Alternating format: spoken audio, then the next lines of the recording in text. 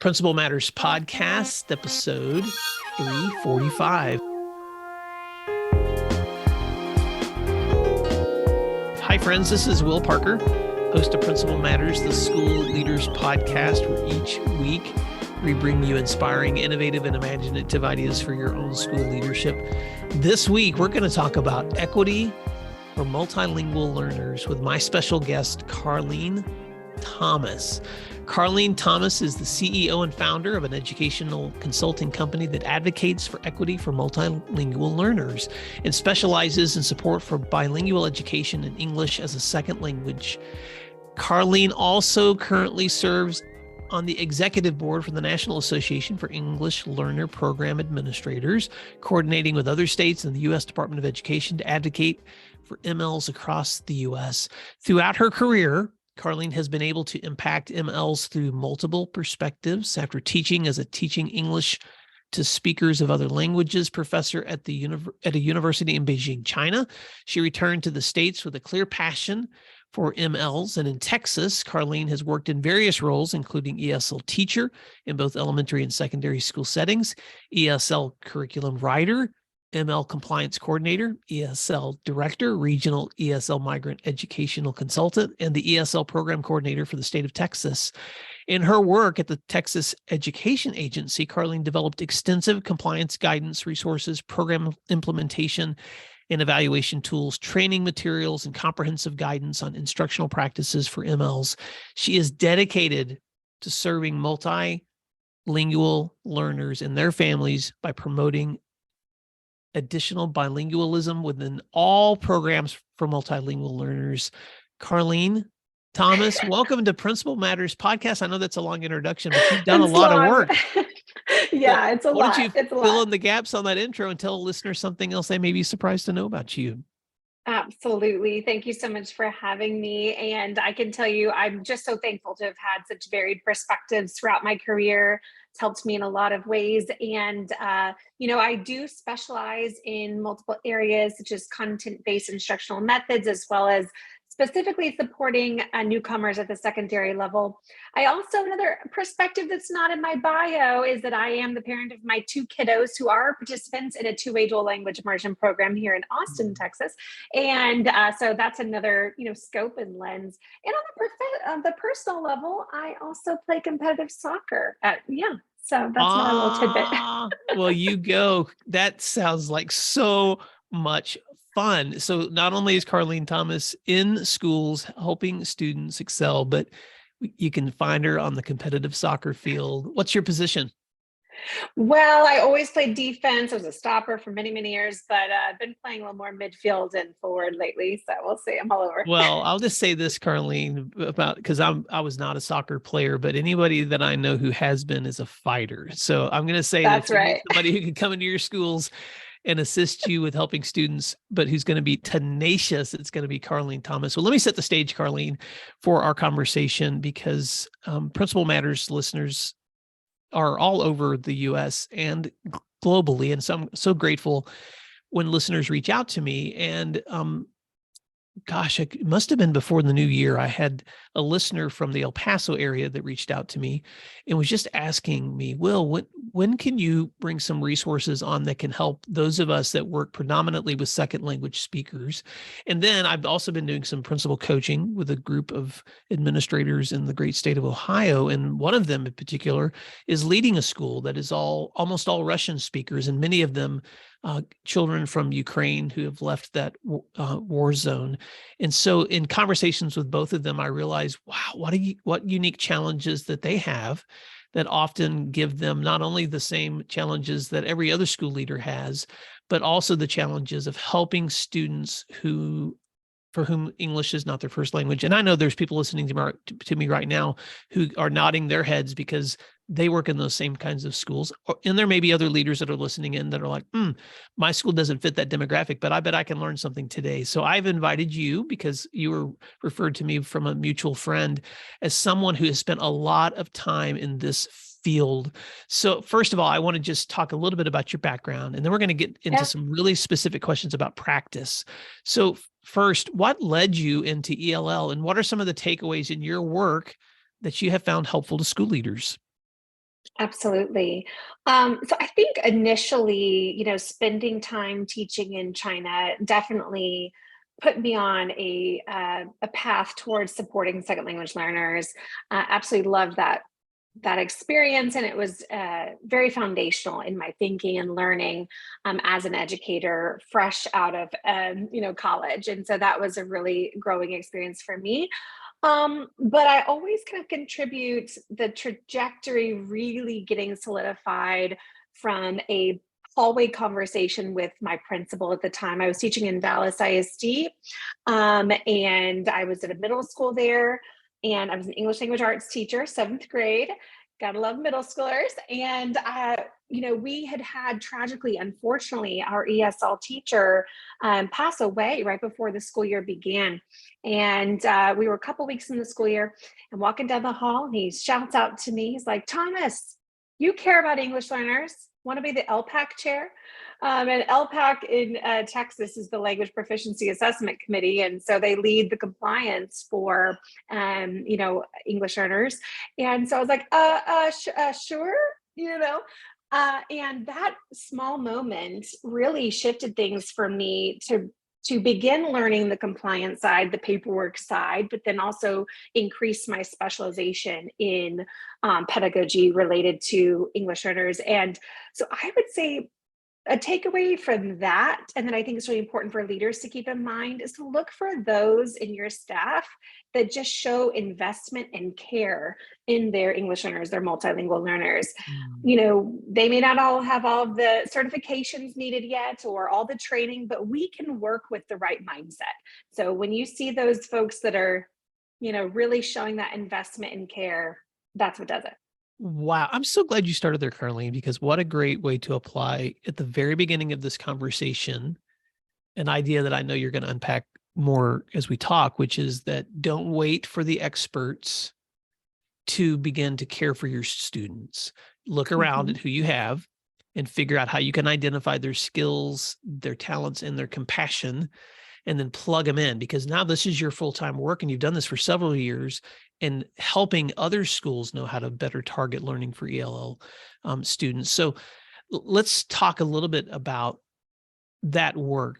So my next question is, what feedback do you have for schools who have a majority of students who speak a different language from the language intended for their direct instruction? I would say the most foundational beginning point is really cultivating the idea of culturally sustaining practices. And this encompasses, ensuring students' affective needs are met, including their family involvement and outreach, which is such another important aspect of that. And in tandem with that, culturally sustaining practices is that idea of an asset-based approach, really leveraging what your students are bringing to the table. Sometimes we can have a little bit more of a deficit lens, thinking, oh, they're lacking in English or they're lacking in experiences, but really finding out what linguistic, academic, experiential aspects that they bring to the table and elevating those.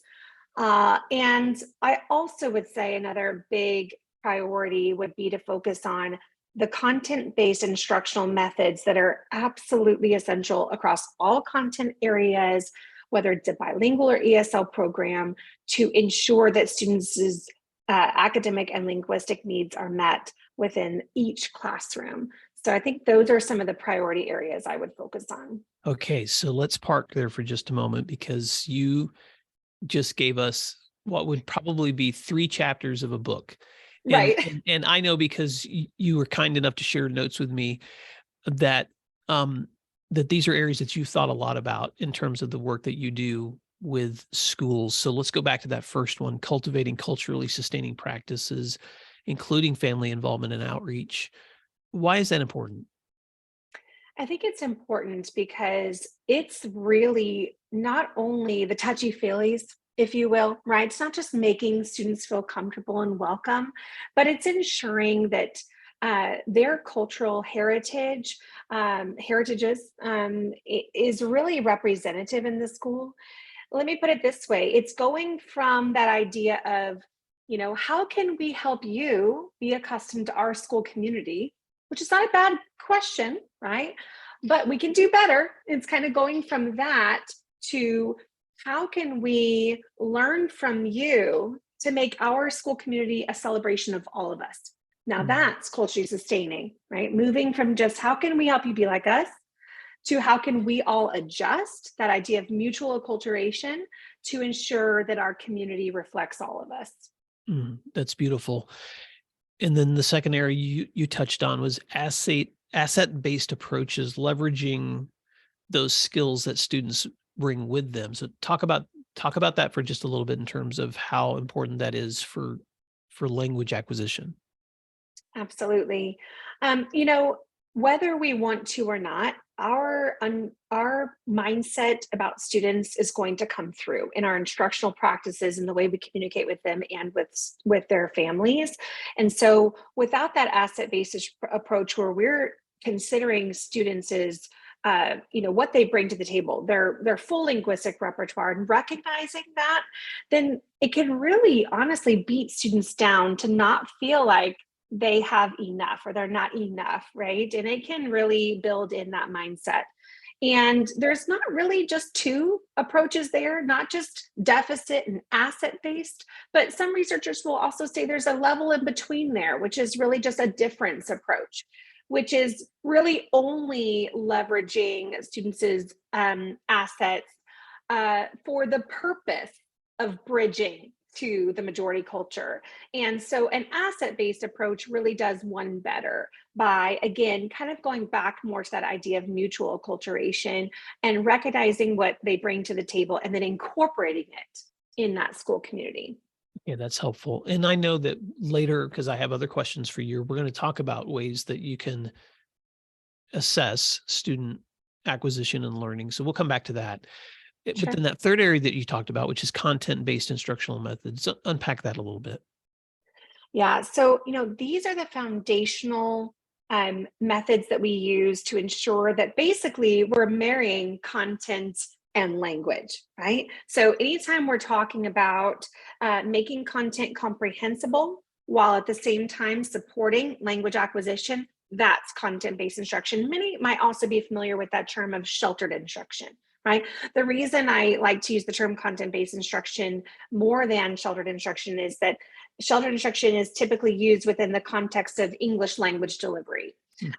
Whereas with content-based instruction, it's important to emphasize these are the methods we use to support content and language acquisition, no matter what the language of instruction is. So if it's a bilingual program, I'm instructing in Spanish or Vietnamese, I use those same methods. And no matter what our program model is for our English learners or multilingual learners, it's important that we are implementing these. And it's not just good teaching, right? It's more than that. It's more than that. So I'm glad you said that, because there's two thoughts I have. One is that English language learners need the same instructional strategies for learning that would work in great classrooms. But then there are also some content-based instructional methods that can be really helpful for language acquisition. And so those are some expertise areas, Carlene, that you've learned in your work. Can you give one example of something that you would help a teacher with who maybe is there like, give me an idea of something maybe I haven't thought about that might help me as I'm working with a student learning English as a second language? Sure. Let me put it this way. It's not what we're doing, it's how we're doing it, right? I can have visuals in my classroom, check. Okay. But does it mean I'm using them in a way that's embedded in the learning? Let me give you a way I've done this wrong. Okay, in my own teaching. Take, for example, a word wall that I had. Year 2 of teaching in Dallas ISD, I was like, check this out, man, I have an awesome word wall. It's gonna have pictures, right? And so I would teach my little lesson, and I would go cut out the clip art, you know what year that probably was. And so I'd cut out the little clip art, posted it up on the wall. So great, right? Everybody walking by, love your word wall, it's great. But the problem was, it was not embedded in the lesson. The students did not reflect on what those meant or how they connected to the vocabulary. Yeah, teacher fail all around. So it's not just about, again, having those things, but it's how we're using them. Same things with like a graphic organizer, right? A blank Venn diagram, for instance, can be like that inevitable interview question, tell me about yourself, right? It's like, where do I begin? So the scaffolds that we provide for students to access and demonstrate their knowledge, be it in their primary language or in English. That's the difference that we make to make it linguistically accessible. Thank you for that. Now, I want to play the role for just a few minutes of one of my listeners, an assistant principal in El Paso whose school serves mostly Spanish-speaking students. And I'm also going to play the role of my friend who leads a school that's mostly Russian-speaking students, because they sent me some questions, Carlene, when I told them that you were going to be on the show. And so I've already begun to think we probably are going to run up to the end of the show without getting through all these questions. And if that happens, you might be episode 346 as well. So we'll see how far we get. But I want to begin here. I want to honor the questions that they've sent with giving you enough time to respond to them sufficiently. So don't feel rushed. But I'm just watching the clock. So if I need to pause and bring Principal Matters listeners to a conclusion here, I will. But I'm learning from you, and I hope that Principal Matters listeners, you're already thinking of how you're going to apply these questions in your own settings. So I'm going to begin here. Do you have any suggestions for secondary level resources? So this is like a can of worms kind of question, right? It's hard to really pinpoint resources because it's so broad, right? But what I would like to talk a little bit about, just kind of some pointers about when you're looking for resources, what they should be like, right? And I'll preface this with, sometimes without meaning to, we're searching for a silver bullet, right? We're searching for materials, a curriculum, a book, a something, a method that's going to just be that silver bullet to all of a sudden language acquisition happening, for newcomers especially, or, at the secondary level, and it's just going to happen, right? But there's no such thing. Language acquisition takes time and it's hard. Okay, it's a long process. So I'll just preface that I think it kind of goes back to the way we use our resources, not just the resources themselves. But here's a couple of things I was thinking through about resources.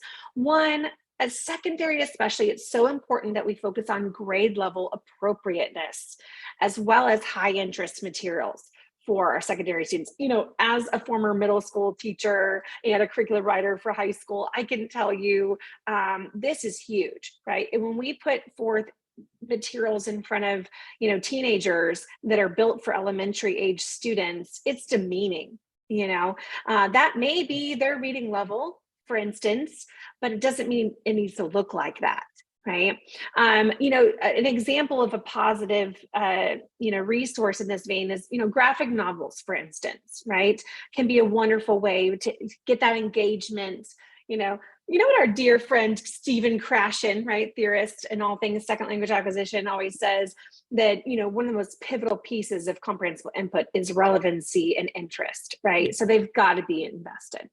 Also, I would say we want to use the grade level content and expand it with linguistic focus.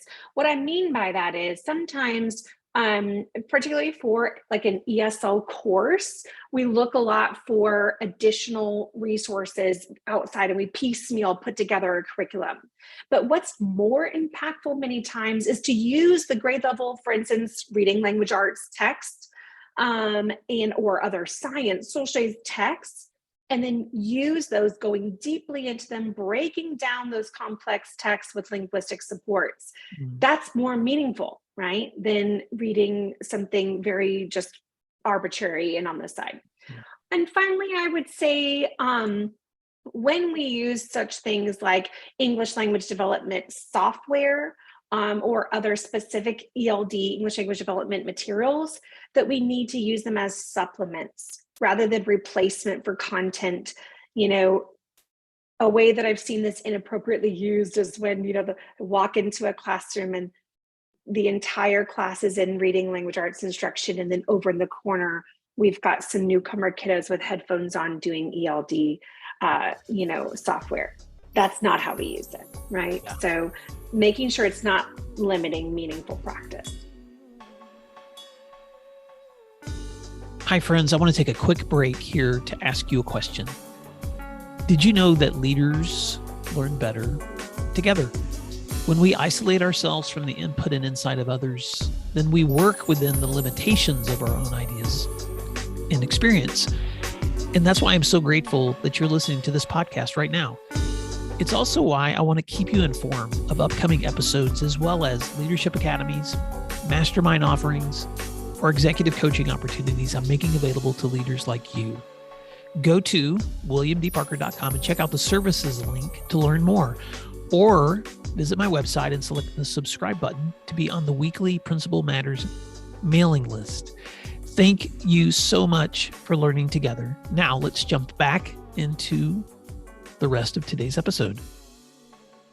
Wow, so many great takeaways. I'll try not to do too much summary here because there are so many other things I want to ask you, but I do want to say a few things to Principal Matters listeners in summary of those points, which is one, grade level appropriate high interest. And I love that you use graphic novels as a good example of that. Two, your grade level content that is expanding linguistically means that they don't have to be given always a different piece to read or a different novel to read. You could expand on what is already being used in that classroom setting. And then three, and you were very diplomatic by the way you said this, don't park them at a computer and give them some digital supplement thinking that that is somehow doing the learning that's necessary for them to grow academically. And I know that sometimes we feel like we have no other options to try to reach students where they are, but use those as supplements, not as the primary way to learn. Anything you want to add to that before I jump into the next question? Yeah, I mean, many of our leaders might be familiar with the idea of supplement, not supplant when it comes to funding, right? With our Title III funds, et cetera. So it's the same with these materials and instructional, pieces. We also want to use them as supplements, not supplanting the content. All right. Next question from my principal friends. Any tips for improving parental involvement in educating families as to what an ESL program entails? Absolutely. So I think the baseline of all of it is ask them what they want. Ask them what they want. Ask them how they want to be communicated with, what language. Maybe the language they want to be spoken to in is not the same as how they want to receive written communication. How could they best be involved? So I would say to really move into more the idea of family empowerment more than just involvement, I would really focus on how can we just ask them what they want and how they want it. And then also leveraging some amazing communication tools out there that support families with multiple primary languages, such as talking points. If you're not familiar, has just amazing resource for teachers and schools to use to communicate with families in multiple languages back and forth. So that's really important. But again, kind of going back to the idea of asking them first, we don't want to just assume, right, that they want it in a certain language. Also, based on what we find out from families about what their priorities are for their children, then emphasize how the ESL program or the bilingual program will support those goals, right? So again, when we're asking them about how you want to be involved, how do you want to be communicated with, also ask them, what are your priorities for your kiddos? And then we can know really what's going to speak to them about the why, because there's many whys, there's many benefits, but we could connect it to their priorities. And finally, I would say that we really just want to help demonstrate to parents and families how, even if they themselves are not proficient in English, how they can support English acquisition as well, by reading to their students in their primary language and asking them about what they read, right? That promotes those cognitive reading skills that will transfer to English. And they may not know that will help as well in the English acquisition. Wow. I'm so glad you used the word empowerment, because even as you were going through these suggestions, Carlene, I was thinking about how for school leaders, this should apply for every student in your school. Right. How about we ask the parents how they want to be communicated with? What do you want? And how about we figure out ways to relay information to them in the way that's going to be the most meaningful? And how do we support them in the work that they're trying to do at home, and as well as what we're trying to do at school. And I know that every community looks a little bit different in the way that that's going to look. But thank you for that suggestion, and also for that tool, Talking Points, which I'm going to be checking out because I've not used that. But the idea Yes. that there is a resource out there that can communicate in multiple language options is wonderful. So I'm assuming I can just find that online. You can. I think it's talkingpts.org. That's off the top of my head, Okay. but they have multiple, over 100 of languages that they have, and they're a nonprofit actually, and doing great work. Fantastic. Well, I will attempt to put a link in the show notes so that listeners, if you want to jump on the website at williamdparker.com and look at episode 345, you can see that link there.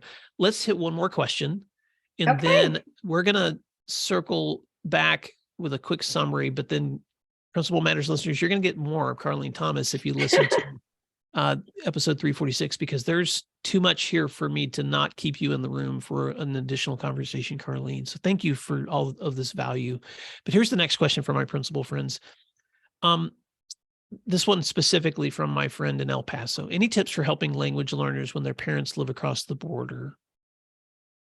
This is a great question, right? And this is the situation for many of our students and families, one of which some students are crossing themselves daily, also living in Mexico and crossing daily. Some are staying in the US with a family member while their parents are in Mexico, or vice versa, etc. There's many varieties of that. And this is hard. There's, again, not a perfect answer, but again, I would really emphasize the reinforcement of asking them about what they need and what they want, how they can be involved, what's the best for them. Do they have access to internet where they can participate virtually in certain things? What time of day is beneficial for them? How can they get paperwork or other communicative materials to them? So asking them and kind of coming back to that's really important. I also think that schools can really think about how to leverage their own personal staffing and funds to provide specific roles, such as a parent liaison or a social worker, even part-time, who can specifically focus on supporting families. I've worked in multiple districts where we had a school liaison, a parent liaison, as well as social workers, and those roles can be extremely vital, and particularly with these types of situations. Well, I agree. And I've even seen principals that have begun to use these kind of liaisons or workers in part-time settings and sometimes full-time settings for things like attendance follow-up, reaching out to families in need, trying to, especially when you have families where students have chronic absenteeism. And so those are great suggestions. Well, Carlene, as we wrap up this conversation, because there will be some listeners who get to meet you here at 345, and there may be some listeners who meet you in part 2 of this conversation. But as we wrap up, I know that you started this work because of your passion for helping students. And so I'm going to ask you as you wrap up to just share an idea that keeps you motivated when it comes to, and I'm going to use the word that you use, advocating for the equity for multilingual learners. What's an idea that you would like to leave Principal Matters with? And what's a way they can find you if they're looking for your information in a way they can connect with you? Absolutely. I mean, I think what's most important is that we just remember that each student brings something important to the table, and our multilingual learners, English learners, are not an exception to that. And whether we've got 1 or 100 or 1,000 or more, each one is important. And what keeps me awake at night are the ones who slip through the cracks, and that I tried my best to support, but I saw them slipping through the cracks. And those are the faces that I still see every night as I close my eyes. And I think it's really important for us to keep our students and their families at the center. And so, and I always say this, and so I'll throw it in there. I would say good for all, necessary for some.